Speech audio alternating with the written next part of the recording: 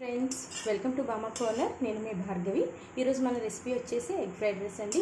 అది కూడా రెస్టారెంట్ స్టైల్లో మనం చేస్తున్నాము. సో రెస్టారెంట్లో ఎలా ఉంటుందో మనము ఆర్డర్ చేసేటప్పుడు వస్తుంది కదా ఎగ్ ఫ్రైడ్ రైస్, సేమ్ మీరు పర్ఫెక్ట్గా వస్తుందండి. నేను చెప్పిన టిప్స్ కనుక, లేదంటే నేను ఎలా చేస్తానో అదే విధంగా మీరు ట్రై చేయండి తప్పకుండా. మరి ఎలా చేస్తున్నానో ఏంటో రెసిపీలోకి వెళ్ళిపోదామా. ఎగ్ ఫ్రైడ్ రైస్ కోసం కడాయి పెట్టుకున్నానండి. ఇందులోని నేను ఇవి 3 స్పూన్స్ ఉంటుంది. సో 3 స్పూన్స్ నేను ఆయిల్ వేసుకున్నాను. సో ఆయిల్ కొద్దిగా హీట్ అవనిద్దాం. హీట్ అయిన తర్వాత నేను ముందుగా తరిగి పెట్టుకున్న ఆనియన్స్, అలాగే గ్రీన్ చిల్లీస్, అలానే క్యాబేజీ, అలానే క్యారెట్ ముక్కలు కూడా వేసేసుకోండి.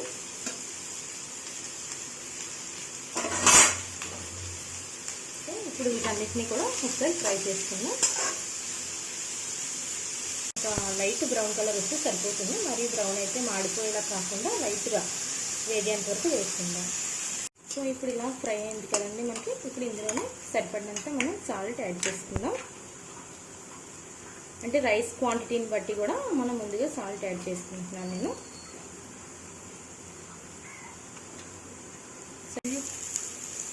సో ఇప్పుడు 2 ఎగ్స్ మనం యాడ్ చేసుకుందాం ఇందులోకి.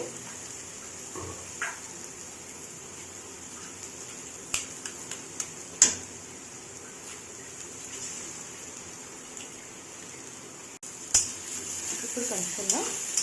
స్టవ్ సిమ్లో పెట్టుకొని కలుపుకుందాం. సో ఇప్పుడు ఇందులో ఇలా మనకి ఎగ్గింది కదండి, చూసారు కదా కలర్.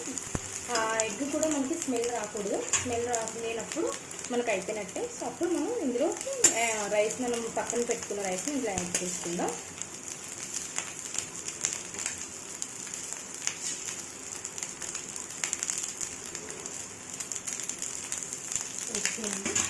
సరిపోతుంది రైస్. ఇప్పుడు మనం కలుపుకుందాం.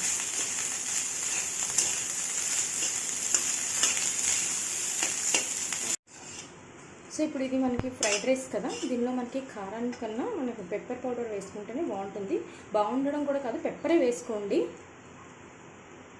సో సరిపోతుంది 1 స్పూన్, లేదంటే మరీ ఘాటు వచ్చేస్తుంది. ఘాటుగా ఉండకుండా స్పైసీగా ఉండాలి కనుక మనం 1 స్పూన్ చాలండి. ఒకసారి కలుపుకుందాం.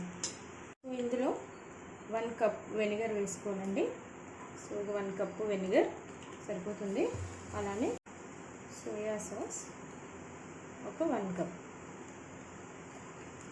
మళ్ళీ వీటన్నిటిని ఒకసారి కలుపుకుందాం. చూసారు కదా ఫ్రెండ్స్, ఎంత బాగా వచ్చిందో. చెప్పాను కదా ముందునే రెస్టారెంట్ స్టైల్ అని. సో మీరు ఇంకా ఎటువంటి డౌట్ కూడా పడనవసరం లేదండి, పక్కా రెస్టారెంట్ స్టైల్లోనే వచ్చింది. సో మీరు కూడా తప్పకుండా ఒకసారి ట్రై చేయండి. నా వీడియో కనుక మీకు నచ్చినట్లయితే లైక్ చేయండి, షేర్ చేయండి, సబ్స్క్రైబ్ చేయడం మాత్రం మర్చిపోవద్దండి. మీ ఫీడ్బ్యాక్ మాత్రం నాకు కమెంట్స్ రూపంలో పెట్టండి. అంటే ఒకసారి ట్రై చేసిన తర్వాత మీకు ఎలా వచ్చిందో నాకు కమెంట్స్ పెట్టండి. అప్పుడే కదా నాకు కూడా తెలుస్తుంది. ఓకేనా? ధన్యవాదాలు. హరే కృష్ణ.